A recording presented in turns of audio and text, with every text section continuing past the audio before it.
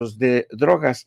Y en un comunicado, bueno, en un readout que le llaman, que es el readout, es como el contenido de lo que se debatió ayer, se discutió ayer, se dice que el secretario de Estado Marco Rubio y la fiscal general Pam Bondi y el secretario de Defensa Pete Hegseth que al encuentro, y se habla, el secretario Rubio expresó su apreciación por las acciones de México para asegurar la frontera, incluyendo el despliegue de 10,000 guardias nacionales, así como también la incautación de toneladas de fentanilo y la expulsión, esa es la palabra que están utilizando en el Departamento de Estado, la expulsión de 29 figuras prominentes de las cárteles de la droga para que sean juzgados en Estados Unidos. Vamos a estar ante una interesante baile de términos: extracción, expulsión, entrega, pero están rehuyendo por el momento de la palabra extradición. ¿Por qué? Por lo que bien ya señala el maestro Paco, de que a la luz del tratado bilateral que de parte de México no se ha modificado, no podrían ser sentenciados a muerte. Ahora bien, regresando un poco al tema de Anabel Hernández y los argumentos que está manejado con Adela Micha, señalaba esta mañana que la presidenta de México está muy debilitada y por eso cedió a las presiones de Washington, pero no tiene ninguna lógica porque esta decisión de enviar a los 29 se produjo precisamente ante el riesgo de que los jueces liberaran a algunos de ellos el próximo sábado, entre ellos a Caro Quintero. Hay que tener en cuenta un antecedente muy importante aquí. El 10 de agosto, fíjense bien, el 10 de agosto del año 2013, un juez federal ordenó la liberación de Caro Quintero. ¿Se acuerdan?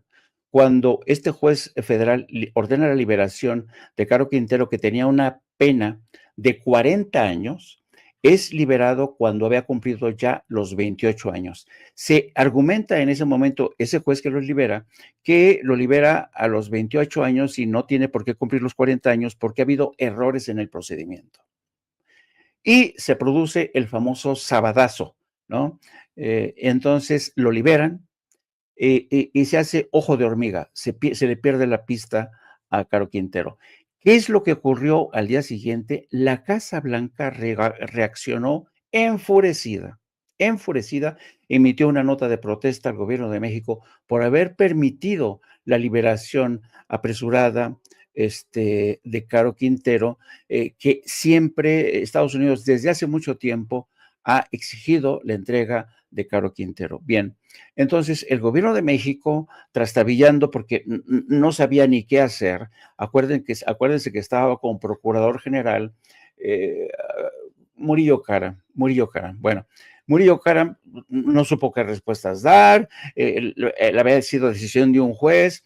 Bueno, pasa un año, y al año seguía el enfado de Washington y Murillo Karam se vio obligado a viajar a Washington para entrevistarse con el fiscal general, ¿cómo se llamaba el fiscal? Ahorita me acuerdo, de Barack Obama, y se entrevista Holder, ¿no? Holder.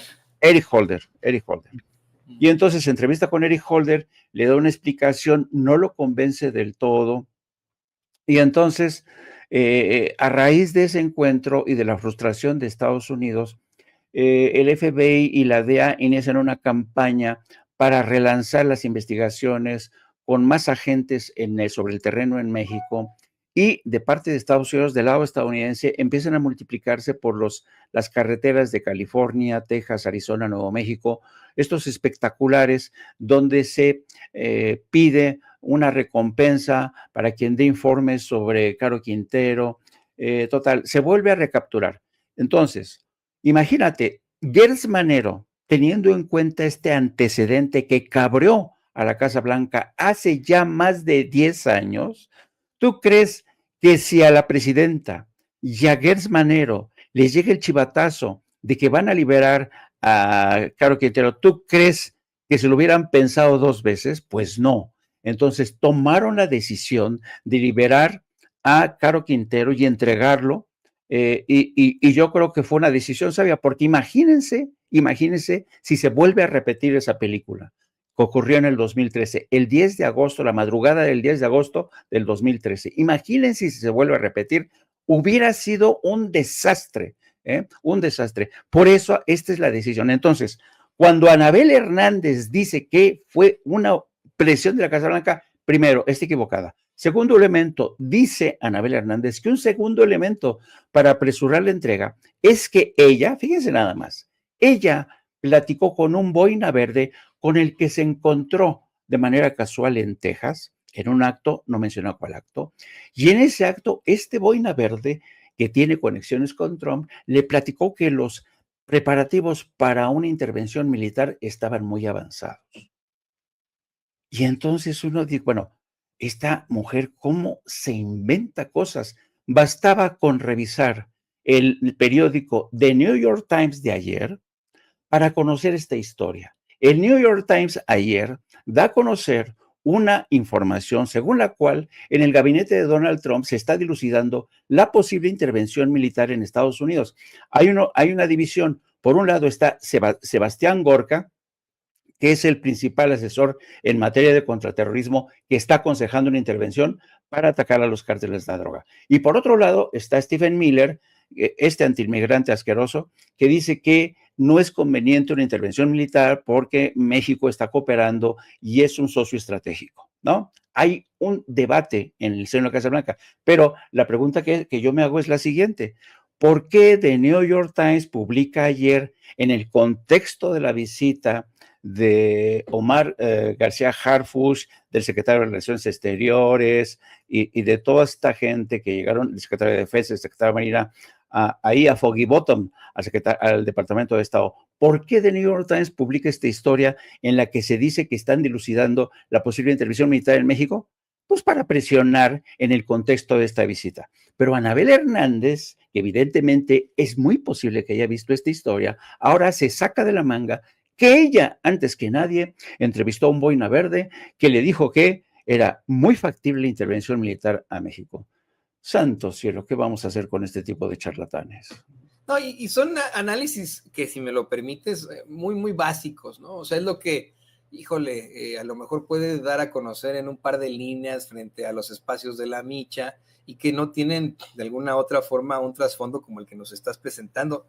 Hay que definitivamente insistir en que no solo son fuentes, sino que ya estaba más que claro que iban a liberar próximamente a Rafael Caro Quintero. Como bien mencionas, Jaime, esto pudo haberse convertido en otro problema en la relación bilateral y hubiera sido un problema con un gobierno que ha amenazado con intervenir México, un gobierno que ha amenazado con aranceles. Por eso es que tienes toda la razón.